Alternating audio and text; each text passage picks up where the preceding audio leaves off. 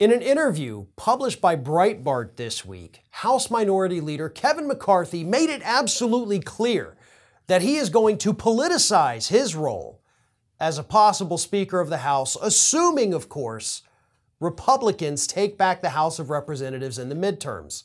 And McCarthy is going to politicize everything by, as he made very clear, stripping certain Democrats of their committee assignments. Committee assignments that, by the way, are hypothetical at this point because Republicans still have to win. New Congress gets sworn in, then committee assignments are handed out. But he says no matter what, he wants to strip at least 3 Democrats, maybe 4, of their committee assignments before they even happen. Those people are Representatives Ilhan Omar, Eric Swalwell, and Adam Schiff. And the 4th, who he didn't mention in this interview, but he's mentioned in the past, is Maxine Waters. Kevin McCarthy apparently is annoyed that Ilhan Omar gets to sit on the Foreign Affairs Committee.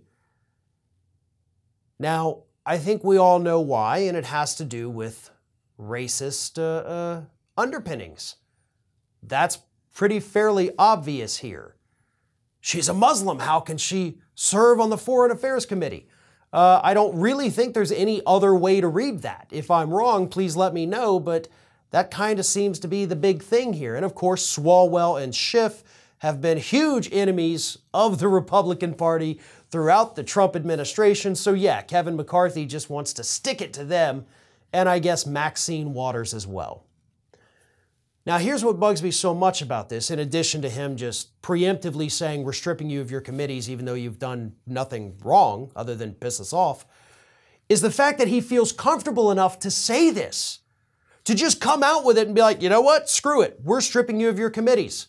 Because when I'm in charge, when my party's in charge, we're just going to be total jackasses to Democrats because that's what the House of Representatives has become.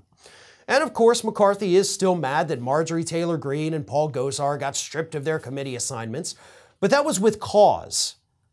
Let's not forget the little cartoon that Gosar put out, and of course, all of the disgusting information that has come out in the past year about Marjorie Taylor Greene. So I would say there was cause there to do that. But before McCarthy gets on his high horse and says we're going to retaliate against all these Democrats because I'm a sore loser here, let's not forget something that actually Matt Gaetz said. See, a couple months ago, Matt Gaetz pointed out that he doesn't agree with Marjorie Taylor Greene's attempts to impeach Joe Biden because he doesn't want anybody, either party, using impeachment as just a political tool to bully the other party. So I would have to imagine that the same logic would apply here, right? If you do not have cause to remove these members from their committees, why go down that path? Because we know that control of the House of Representatives can swing from one election to the next. Every 2 years, it could change.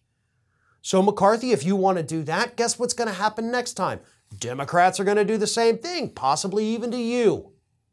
And so on and so forth.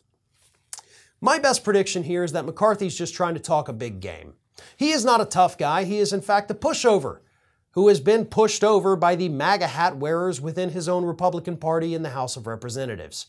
He's saying what he feels like he needs to say to appease them, but at the end of the day, the guy's a coward, and I wouldn't take any threat from him seriously. Thanks for watching, and if you like what you saw, don't forget to like, comment, share, and most importantly, subscribe to our Ring of Fire channel here.